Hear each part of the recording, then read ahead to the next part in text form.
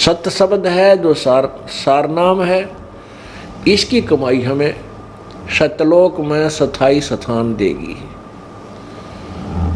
जो तत् नाम है, जो ओम तत् सत में जो सेकंड मंत्र है, इसकी कमाई हमारे को भंवर गुफा तक ले जाएगी। कौन सी भंवर गुफा? जो 7 संग ब्रह्मांड पार करके और सतलोक में प्रवेश कराती है, वहां तक ले जाएगी। उससे आगे हमें उस सत्य शब्द की कमाई हमारे काम आएगी। अब पुण्यात्माओं, कई भक्त असमंजस में पड़ जाते हैं कि हम तो बूढ़े हो गए, हो सकता सार नाम ना भी मिल रहा है, तुम्हारा क्या होगा, हम तो व्यर्थ होगा जीवन। ऐसी कोई बात नहीं है। जो कमाई आप कर रहे हो या व्यर्थ नहीं जाएगी। कबीर कमाई अपनी कदे ना निष्फल जा, 7 समुद्र आडे पड़ा मिलाएगा हुआ। अब जैसे सतनाम का जाप तुमने जितना भी किया है, ये आपके साथ रहेगा, ये बिल्कुल खत्म नहीं होगा और ये आपको पुनर्जन्म दिलाएगा। पुनर्जन्म तो आपको प्रथम मंत्र ही दिला देगा, जो आपको पहला मंत्र दिया जाता है 7 मंत्रों का, 7 नामों का। अगर वो भी नाम लेकर भी प्राणी अगर 1 दिन भी 2 दिन भी अगर एक मंत्र का भी जाप करके फिर भी प्राण छोड़ देगा, तो भी मनुष्य जीवन प्राप्त कर जाएगा। इतना कीमती मंत्र है ये, जो यथार्थ मंत्र है, इनमें इतने गुण हैं। और सतनाम की जिन्होंने अच्छी कमाई की है, सारनाम मिला नहीं, वो शरीर त्याग गए, चिंता नहीं करना कि उनका कि उनको तो तुरंत मनुष्य जीवन, वो तो 9 महीने पेट में भी मुश्किल से डटेंगे माँ के में और तुरंत बाहर आ जाएंगे। और आते ही उनको ऐसे श्रीमानों के घर जन्म होगा जो अब वर्तमान में भक्ति कर रहे हैं और उनके द्वारा किए गए पुण्य, जैसे अब दबादब कोई पाठ करा रहा है, कोई वैसे दान कर रहे हैं, सत्संग सुनने आ रहे हैं, ये पुण्य मंत्र कर रहे हैं जाप, ये पुण्य, ये उनके साथ होंगी गठड़ी। और वो पुण्यात्मा उनके घर जन्म लेंगे, उन पुण्यात्माओं के घर जन्म लेंगे जो हमारे शिष्य, और उन हमारे पुण्यात्माओं के भाग्य में कोई निकम्मी संतान हो, ऐसा लड़का हो जवान होते कोई ऐसा गलती कर दे, जेल में पड़ा रहा, राम पीछे पीछे वो आगे, या कोई सी निकम्मी बेटी हो गलती कर दे, तो उन ऐसे संस्कार युक्त जो आपके भाग्य में, जो आपके शत्रु रूप में संतान उत्पन्न होनी होगी, उनको परमात्मा गर्भमय नष्ट कर देगा और उसके स्थान पर आपको उन पुण्यात्माओं को भेजेगा जिनके पुण्यों का ढेर होगा। जन्म लेते ही परमात्मा के वो प्यारी आत्माएं आपके साथ सत्संग में आएंगी, 3 साल का होते नाम लेंगे और नाम लेके फिर अपनी भक्ति करेंगे और उनके साथ वो पुण्य आगे से आगे जब वो जवान होंगे, उनके ऐसे काम होंगे, कार और कोठियाँ बन जाएंगी, अपने आप उनको नौकरियां और बिजनेस उनके तैयार खड़े पाओगे, आपको वह चिंता भी ना रहेगी। तो उनको ये फिर वो सतनाम पुनः मिलेगा और सारनाम फिर मिलेगा और वो पार हो जाएंगे। अरे अगर इससे बूढ़े झंझट में तो 1-2 जन्म में पांडा छूट जाए, 2-4 जन्म में तो शुक्र मनाओ। इतना विश्वास रखना पड़ेगा आपको। कहते हैं एक बार एक साधक साधना कर रहा था पीपल के पेड़ के नीचे,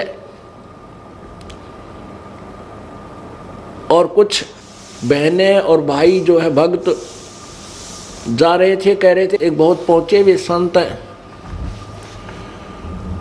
और भूत भविष्य की बता देते हैं, उनके पास जाते हैं सत्संग सुनने के लिए।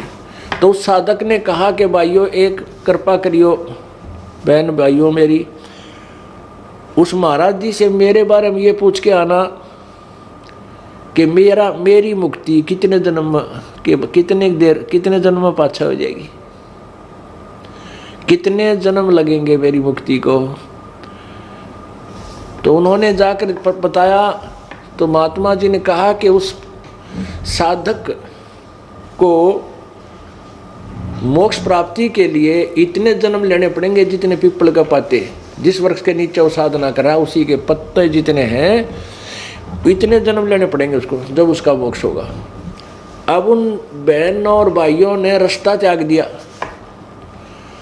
हम वहाँ से जाएंगे उस रास्ते से जहाँ पर वो साधक साधना कर रहा है, और उसको हम ये बताएंगे कि तू तेरा मोक्ष इस पीपल के पत्तों जितने जन्म ले लेगा जब होगा, कहीं उसका हार्ट अटैक ना हो जाए, इसलिए वह दूसरा साइड बदल कर दूर सी का 1 एकड़ दूरी का जान लग गए। तो साधक ने आवाज लगाई कि भगत जियो, ए बहनों सुनियो, अरे मेरी प्रश्न का उत्तर लाए क्या तुम, एक बार इधर तो आओ। तो उन्हें सोची भाई चल, हमने सोचा कि ध्यान देगा, साधना बैठा है, पर उसका तो नजर नहीं छिकवाएंगे और बताएंगे। वो चले गए उसके पास, उन्होंने कहा कि महात्मा जी ने कुछ बताया मेरे बारे में। तो वो कहने लगे भक्त और भक्तमती के भगत जी के बतावा, हमने तो डर लग गया बताते आना। वो कहने लगा बहनों भाइयों बताओ, अवश्य बताओ, बता दो जो भी है, कोई मुझे कोई डर नहीं है, कितना समय लगे मेहनत यू काम करना है। तो उन्होंने कहा कि महाराज जी ने ये बताया है कि भाई जितने इस पीपल का पत्ते हैं ना, ये पीपल का जितने पत्ते हैं जिसके नीचे जो साधना कर रहा है, इतने जन्म लेने पड़ेंगे फिर तेरा मोक्ष होगा। तो वो तो डांस करने लग गया, भंगड़ा पा दिया, खुशी मनाई, नाचर कूदन में बोला जय हो जय हो। वो बोले रतन तो रोना चाहिए था, बेबेर बोली रतन तो रोना चाहिए था, तू आज खुशी मना रहा है। तो वो कहने लगा बहनों तुमने ना बेरा भाइयों,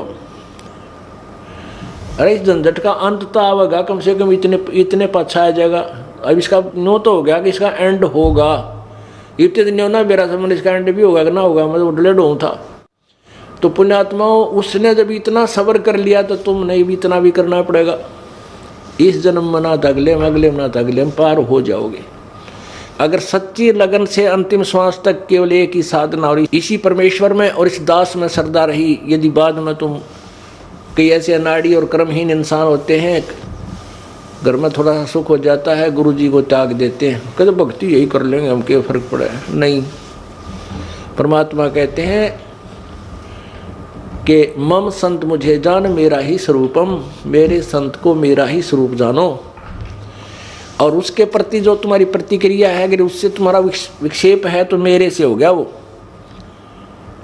अगर तुमने गुरुजी से किसी भी पॉइंट से विक्षेप कर लिया, किसी भी पॉइंट से आप उससे नाराज होकर दूर चले गए, तो मेरे से नाराज हो गए तुम, फिर यहाँ आ लिए तुम, यहाँ क्यों बाट देखो। तो ऐसे हमने अपनी श्रद्धा बनानी है अंतिम श्वास तक उस परमात्मा के पाने की। तो क्या होगा कि जैसे हमने परमात्मा पाना है,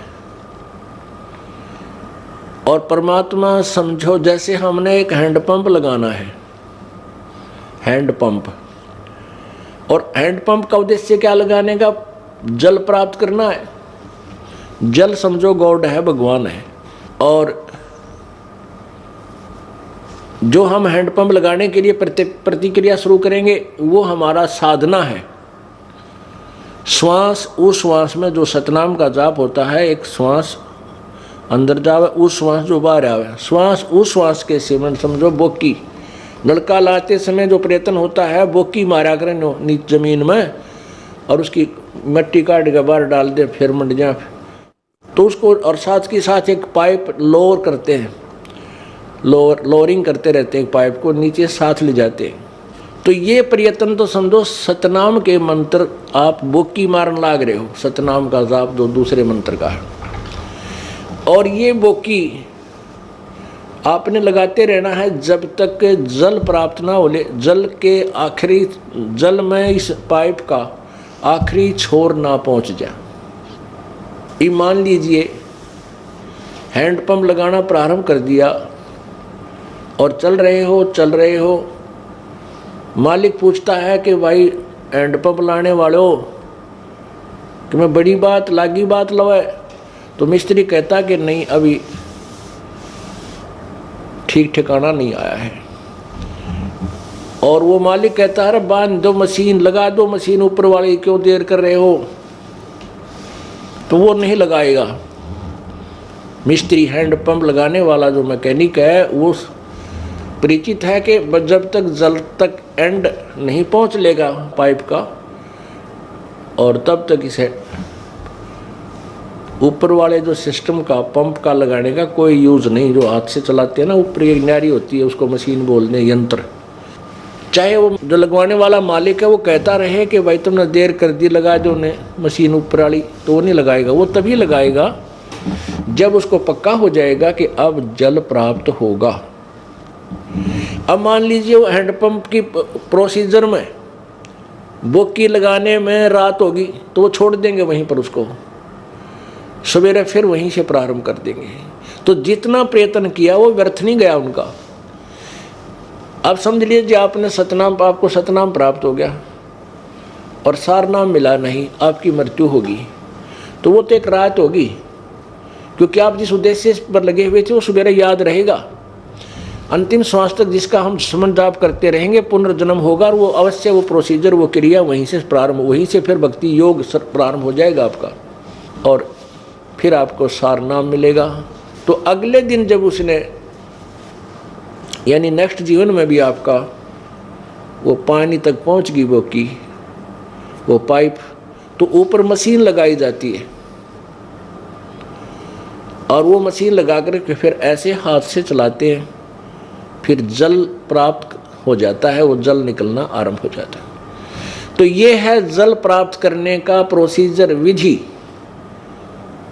हैंडपंप लगाया, वो सतनाम समझो, नीचे वाली पाइप नीचे जमीन में ठोकी, पहुंचाई जल तक, वो तो है सतनाम का काम।